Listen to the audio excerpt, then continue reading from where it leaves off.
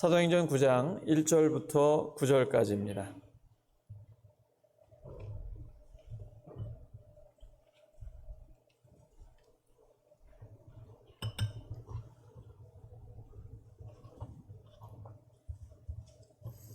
사도행전 9장 1절부터 9절까지 교독합니다.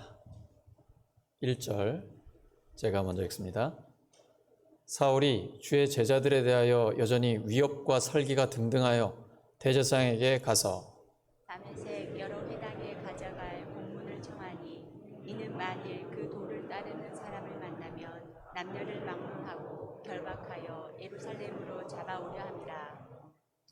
사울이 길을 가다가 다메섹에 가까이 이르더니 호련히 하늘로부터 빛이 그를 둘러 비추는지라.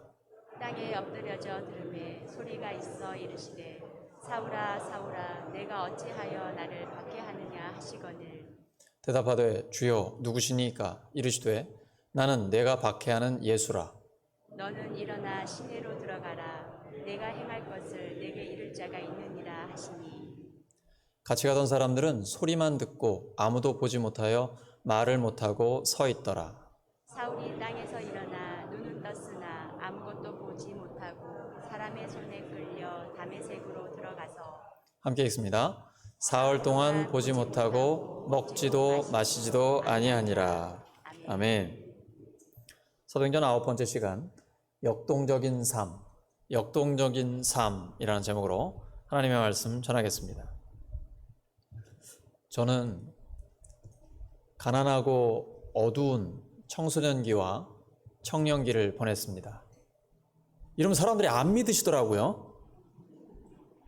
지금 제 얼굴을 보면은 도저히 그럴 것 같지가 않은가 봐요. 근데 진짜 찢어지게 가난했고 죽고 싶을 때도 여러 번 있었습니다.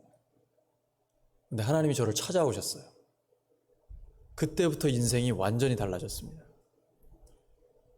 저에게, 정말 죽고 싶은 저에게 하나님의 목적이 있고 하나님이 저를 사랑하신다는 것을 믿어지게 하셨습니다. 제가 얼마나 소중한 존재인지, 오늘 우리가 찬양한 것처럼 내가 너를 지명하여 불렀나니 너는 내 것이라 내 것이라 너의 하나님이라 내가 너를 보배롭고 존귀하게 여기노라 너를 사랑하는 내 여호와라. 그 말씀이 믿어지는 거예요. 그러니까 그때부터 제 인생이 완전히 달라졌어요. 아, 내가 살아야 할 이유가 있구나. 나를 향한 하나님의 계획이 있구나. 이런 걸 깨닫게 됐죠. 하나님은 말씀으로 저를 계속해서 지금까지 변화시켜 오셨고 지금도 하나님의 사랑으로 저를 붙들고 계십니다. 여러분 중에는 지금이 바로 인생의 가장 어려운 순간인 분도 계실 겁니다. 마치 흑암 속에 있는 것 같은 그러한 느낌일 수도 있습니다. 창세기 1장을 보시면 하나님이 빛이 있으라 하시잖아요. 오늘 우리가 찬송한 것처럼 내 영혼에 햇빛이니 햇빛보다 훨씬 더 강한 하나님의 빛이 비칩니다. 그러면 인생이 달라져요. 여러분, 사울이 그렇게 변할 줄 누가 알았겠습니까? 사울 같은 인간도 변화시키셨습니다. 사울이 서 있기만 해도요, 우와, 저런 인간도 구원을 하시네? 사람들이 희망을 보는 거예요. 저도 마찬가지예요. 저를 아는 사람은 저런 인간도 구원을 하시네? 하나님의 말씀을 전할 수 있도록 하나님이 사용하시네? 서 있기만 해도 사람들에게 희망을 준다니까요. 우리가 그런 사람이 되기를 소망합니다. 사울처럼 하나님이 우리를 놀랍게 변화시키셔서 그냥 그 사람을 보고만 있어도 막 위로가 되는 거예요. 우와, 나에게도 역사하실 거야. 조금만 기다리세요. 하나님이 때로는 우리의 삶에 쉼표를 주실 때가 있습니다. 근데 너무 힘들면 그게 마침표처럼 느껴집니다. 오늘 우리가 찬양을 들을 때요, 시작할 때 그 경쾌한 피아노의 그 터치가 너무 좋잖아요. 근데 찬양을 하다 보면 중간에 간주가 있죠. 근데 잘 모르는 사람은 간주를 이렇게 들으면서 끝난다고 생각을 하거든요. 근데 간주할 때는 그냥 숨을 고르면서 쉬면 되잖아요. 아직 노래가 끝난 게 아니거든요. 우리 인생의 노래가 아직 끝난 거 아니에요. 어쩌면 지금이 하나님이 간주를 하실 때예요. 쉼표를 주실 때는 잠깐 쉬고 있으면 돼요. 그리고 하나님이 때를 주십니다. 그때 다시 일어나는 거죠. 중요한 건 하나님의 때를 기다리는 믿음입니다. 하나님의 약속을 믿고 기다리면 하나님께서 그 때를 허락해 주십니다. 빛이 있으라 말씀하신 하나님이 우리의 삶에도 빛을 비춰 주십니다. 흑암 속에 하나님이 빛이 비추면 완전히 달라집니다. 많이 힘드실 거예요. 목사님 인생에는 그랬을지 몰라도 그건 내 얘기가 아니에요. 근데 저도 그렇게 생각했습니다. 제가 8살 때부터 교회 다녔으니까 얼마나 많은 설교를 들었겠습니까? 별 간증과 부흥에 다 참석해 봤거든요. 근데 그건 그 사람들의 이야기지 저랑은 관계없다고 생각했어요. 그런데 하나님이 저를 찾아오셨어요. 하나님의 빛이 비추니까 성경의 이야기가 나의 이야기가 되더라고요. 사울의 이야기가 my story, 내 이야기가 된다니까요. 그래서 우리가 히스토리라고 하잖아요. 히스토리, 그의 역사, 주님의 역사가 나의 역사가 됩니다. 근데 성령님이 역사하시는 그 순간이 있어요. 조금만 기다리세요. 조금만 하나님의 약속을 믿고 견뎌주세요. 하나님이 당신을 사랑하십니다. 당신을 향한 하나님의 계획이 있습니다. 예수님이 우리를 위해 죽으시고 부활하셨습니다. 부활하신 주님이 우리와 함께 하십니다. 그리고 하나님은 우리를 끝까지 붙들고 가십니다. 하나님은 바울 같은 사람도 변화시키셨습니다. 바울은 굉장히 역동적인 삶을 살았습니다. 그는 로마 시민권자인데요. 유대인이 그러기가 쉽지 않거든요. 근데 태어나면서부터 유대인으로서 로마 시민권을 상속받았습니다. 사도행전 22장 3절입니다. 시작. 나는 유대인으로 길리기아 다소에서 났고 이성에서 자라 가말리엘의 문화에서 우리 조상들의 율법에 엄한 교훈을 받았고 오늘 너희 모든 사람처럼 하나님에 대하여 열심히 있는 자라. 바울은 하나님의 영광을 위해 열심히 살았습니다. 그리고 교회를 무자비하게 핍박했습니다. 살기가 등등했어요. 그게 하나님의 영광을 위한 일이라고 생각했습니다. 그렇게 교회를 핍박하던 사람, 하필이면 미친 듯이 교회를 핍박하는 사울을 하나님께서 해외 선교사로 2000년 교회 역사에 가장 탁월한 하나님의 사람으로 만드셨습니다. 하필이면 교회 핍박자를 이렇게 변화시키십니까? 우리는 신학교 다니는 신학생이나 뭐 한 몇 대째 예수님을 믿는 신실한 그런 사람이라고 생각할 것 같은데 아니에요. 교회를 핍박하는 사람을 변화시키다니까 이거 인간적으로 도저히 이해할 수가 없습니다. 하나님의 놀라운 일은 하나님이 역사하시면 나타나게 됩니다. 우리가요, 기대하십시오. 주님께서 우리가 이해하지 못할, 상상하지 못할 일들을 일으켜 주십니다. 그렇게 교회를 핍박하던 사울은 큰 충격을 받았습니다. 주님을 만나면서 눈이 멀었어요. 사흘 동안 보이지 않았습니다. 그래서 먹지도 않고 마시지도 않았습니다. 그때에 하나님께서 아나니아라는 예수님의 제자에게 예수님의 음성을 들려주십니다. 예수님께서 이렇게 말씀하시죠. 사울한테 네가 가라. 그는 내가 택한 그릇이다 라고 말씀하세요. 근데 아나니아가 자기 생각을 말씀드립니다. 주님, 이 자는 예루살렘에서 교회를 핍박하던 자고요. 여기 다마스커스에도 예수 믿는 제자들 잡으러 온 사람입니다. 그런 인간을 만나라고요? 속으로 그렇게 생각했을 거예요. 근데 예수님이 단순하게 응답하십니다. 가라. 그래도 가야 한다. 말씀하시는 거예요. 아나니아는요, 굉장히 부담스럽습니다. 자기도 위험해질 수 있거든요. 근데 예수님 말씀하시잖아요. 가라고. 그래도 가야 한다고. 이때 아나니아가 순종하고 갔습니다. 그러니까 하나님의 역사를 경험하게 됩니다. 하나님의 말씀을 지금 여러분이 들으시면 반드시 순종하셔야 됩니다. 순종할 때만 하나님의 역사를 경험합니다. 사울에게 하나님의 빛이 비쳤습니다. 그러면 사울 같은 사람도 변화시키셔서 하나님께서 사용하십니다. 하나님 나라를 위해 역동적으로 사용하십니다. 나도 마찬가지입니다. 하나님의 빛이 비추면 내 인생도 180도 달라집니다. 깜짝 놀라요. 여러분, 사울이 유대인들을 이끌고 가서 교회를 핍박하던 사람입니다. 다마스커스에 그러려고 간 겁니다. 근데 보니까 이건 핍박자가 아니라 교회를 개척하는 사람이요, 예수를 그리스도라고 담대하게 증거하는 전도자가 됐습니다. 유대인들이 얼마나 당황했을까요? 너무 놀라 황당한 거예요. 교회 핍박자가 교회 개척자가 됐으니까요. 이런 일이 우리에게도 일어나게 됩니다.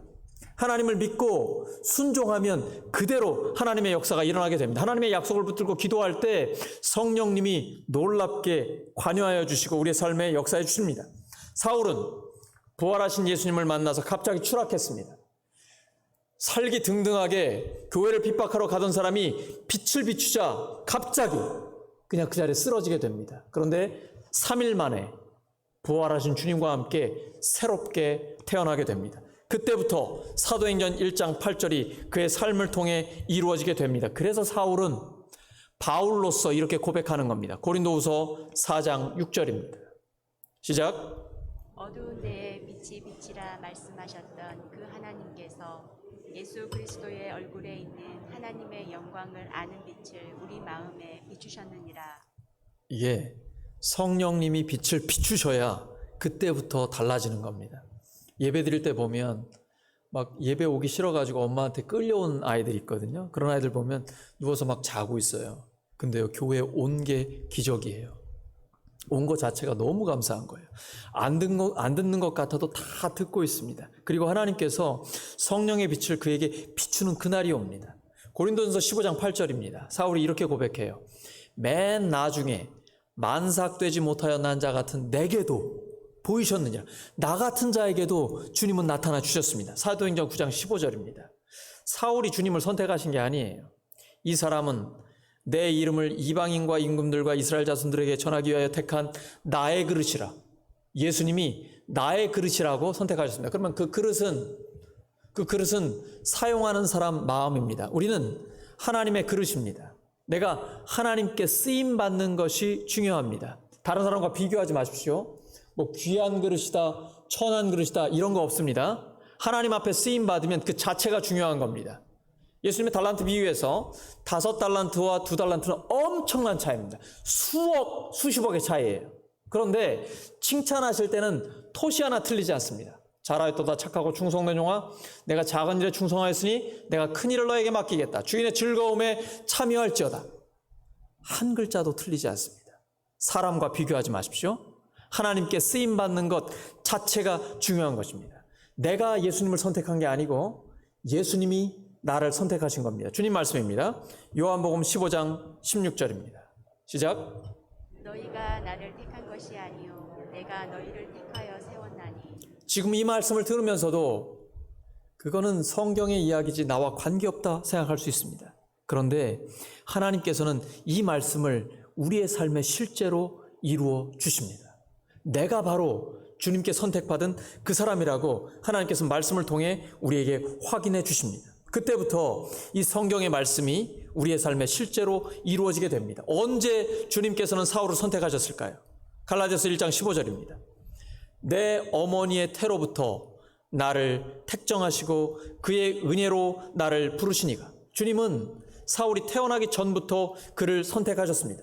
다메섹 도상에서 사울을 꺾으신 그 주님이 우리들 가운데서도 매 순간 역사하고 계십니다.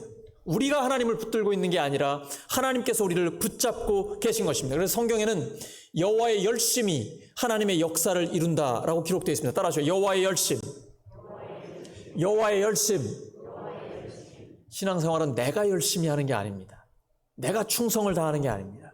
하나님의 열심이 이루어 주시는 겁니다. 그래서 예수님을 잘 믿으면 믿을수록 사람이 자연스러워집니다. 그냥 하나님이 이끄시는 대로 가는 겁니다. 주님 저 사용해 주세요. 저는 주님의 그릇이니까 하나님 저를 사용해 주세요. 질그릇이지만 저를 하나님 앞에 올려드립니다. 그럼 보배로운 예수님을 우리에게 담아주십니다. 그리고 하나님께서 사용해 주시는 거예요. 그러니까 편안하게 주님 앞에 쓰임 받으면 되는 겁니다. 그래서 예수님을 믿으면 믿을수록 사람이 부드러워져요. 그런데 이상하게 그 삶에 자신감이 있어요. 영적 자신감이 있어요. 왜 그럴까요? 뭔가 믿는 데가 있어서 그래요. 하나님이 나를 책임져 주신다. 나보다 먼저 앞장서서 내 삶을 이끌어 가신다. 하나님이 역사해 주신다. 여러분의 사업에, 여러분의 학업에 하나님이 앞장서서 가십니다. 여러분 걱정하지 마세요. 주님이 우리와 함께 하십니다. 지금은 잠깐 쉬는 시간일 수 있어요. 근데 그때도 하나님은 역사하고 계셔요. 오히려 힘들 때 하나님은요, 우리와 함께 안타까워 하시면서 우리의 신음소리에도 응답하십니다. 이스라엘 백성들이 이집트에서 그 신음할 때 하나님 분명히 말씀하셨어요. 내가 너희들의 고통을 보고 너희들의 신음소리, 울부짖음을 들었다. 그리고 내가 너에게 내려가서 너희들을 구원하겠다라고 말씀하십니다. 근데 모세를 준비시키셨잖아요.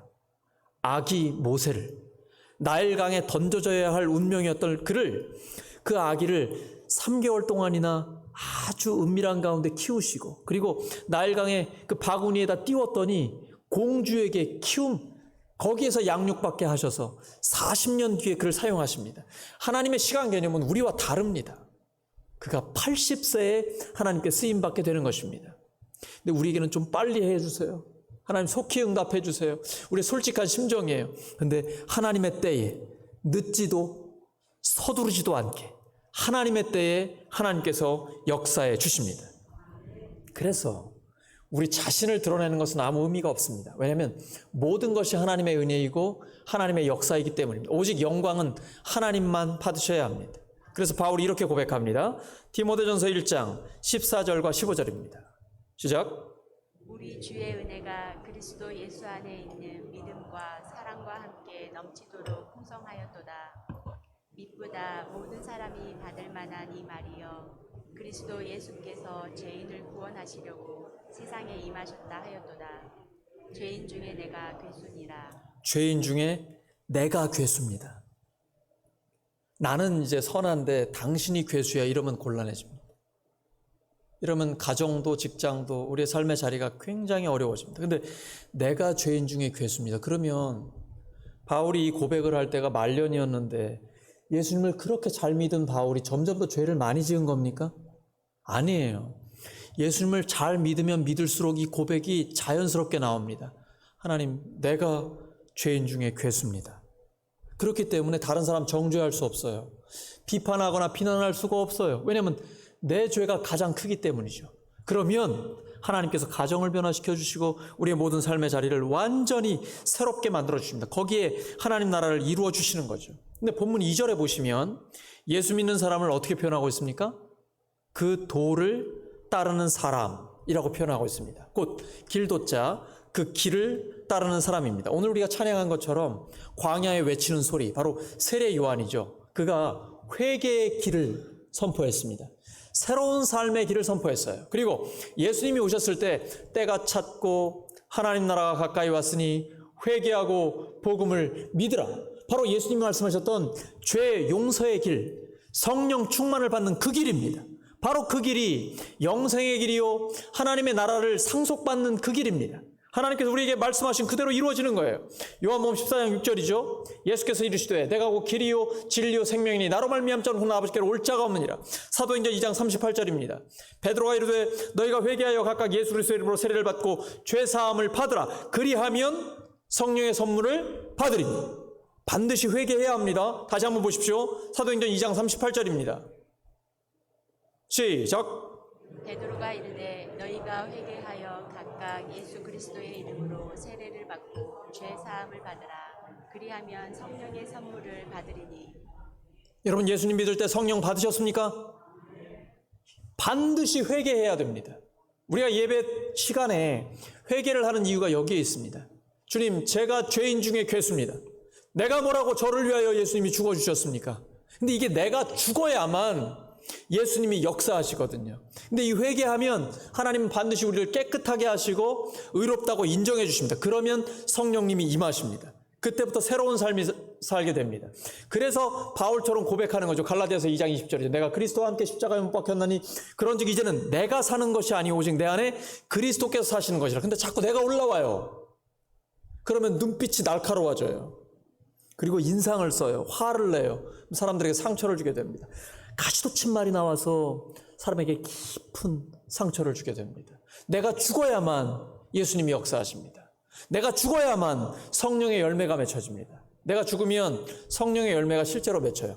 사랑, 기쁨, 평화, 오래 참음, 자비와 선함, 신실함과 온유의 절제가 맺혀지게 되죠. 그러면 나를 통해 사람들이 살아나는 역사가 일어나게 됩니다. 내가 죽어야 사람이 삽니다. 따라하시죠. 내가 죽어야 사람이 삽니다.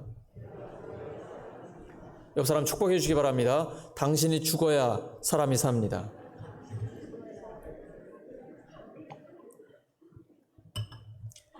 굉장히 좋아하시네요. 사실은 내가 죽어야 가정도 살고 교회와 일터가 살아나는 역사가 있게 됩니다. 사울은 예수님이 택하신 그릇입니다.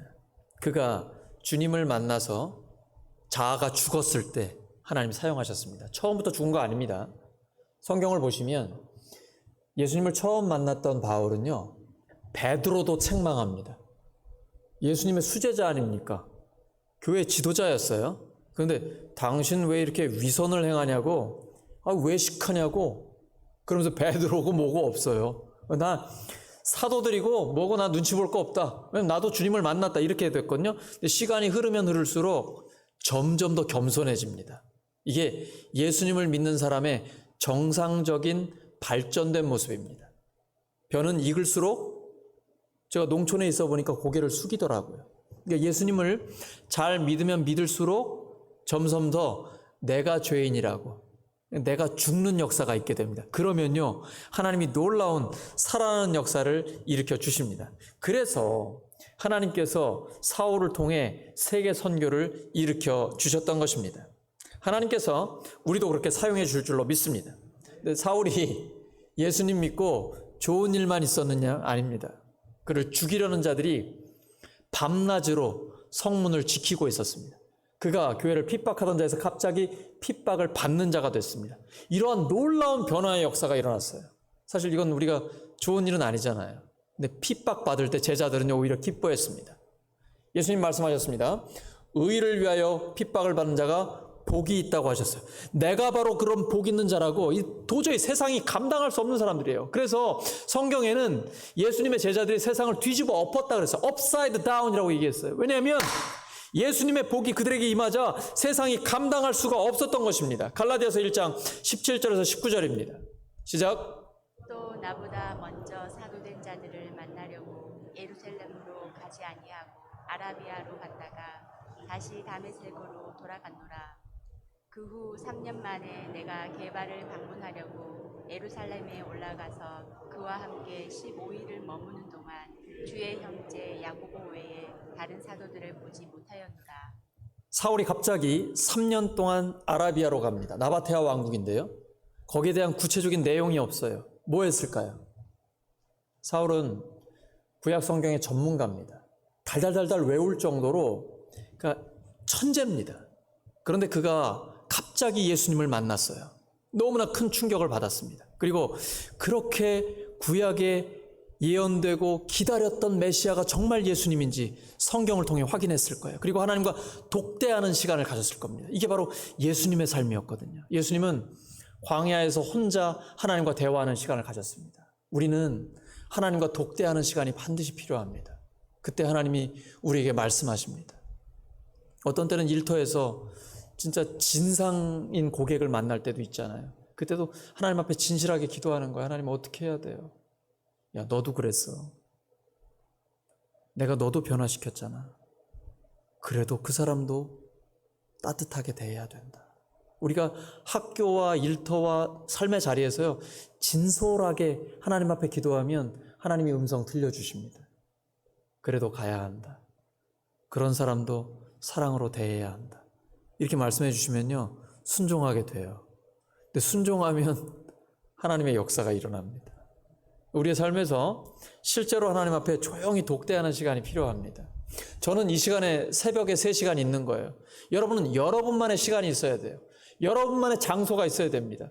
그 시간에 탁 무릎 꿇으면 하나님께서 말씀하시거든요. 대수야. 하나님의 음성이 들립니다.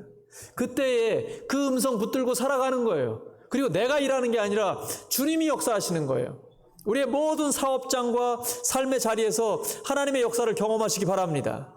그 자리가 하나님을 만나는 시간입니다. 하나님과 독대하는 시간, 그때 하나님께서 우리의 삶에 역사해 주시고 하나님의 놀라운 일이 일어납니다. 근데 사울이요, 예루살렘에 가서 사도들을 만나서 나도 예수님을 만났다고 그러니까 사도들이랑 성도들이 깜짝 놀랐어요. 그리고 거부합니다. 왜냐하면 조금 전까지 우리를 핍박했던 사람이거든요. 그 사람 받아들일 수가 없는 거죠. 그때 바나바가 나타납니다. 바나바의 별명은 위로의 아들입니다. 그리고 그가 자기 밭을 팔아서 그대로 사도들 앞에 헌금으로 드린 그런 헌신적인 제자입니다.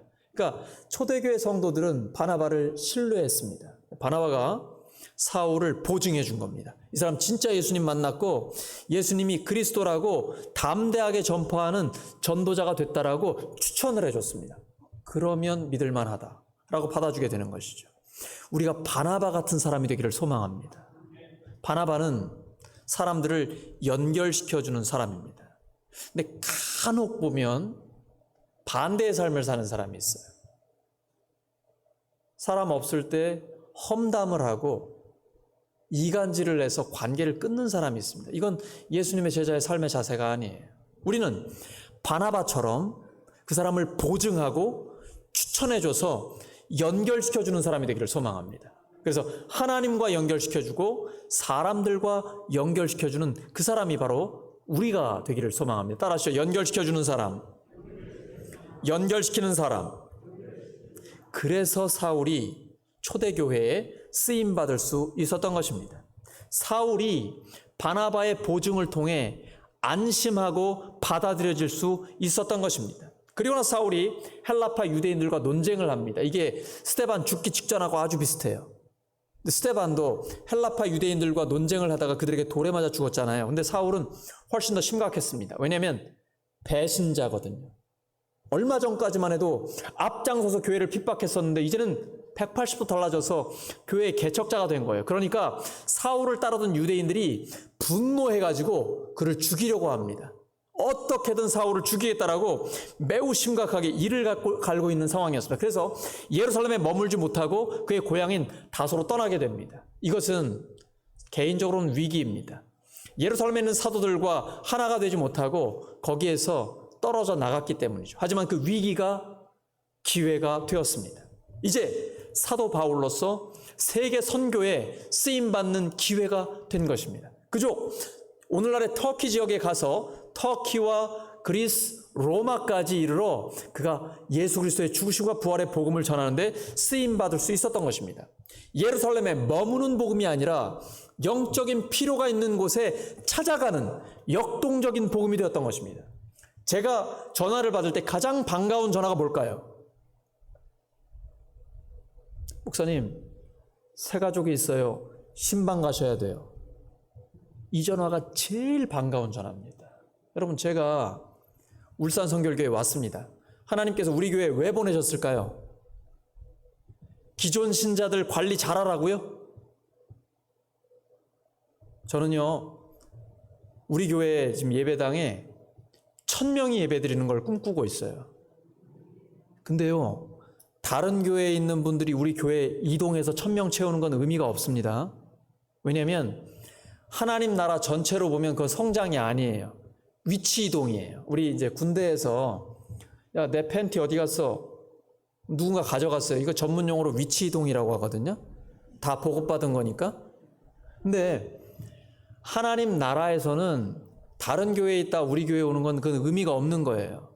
새 가족이 영혼 구원을 받고 예수님의 제자가 돼야 되는 거예요.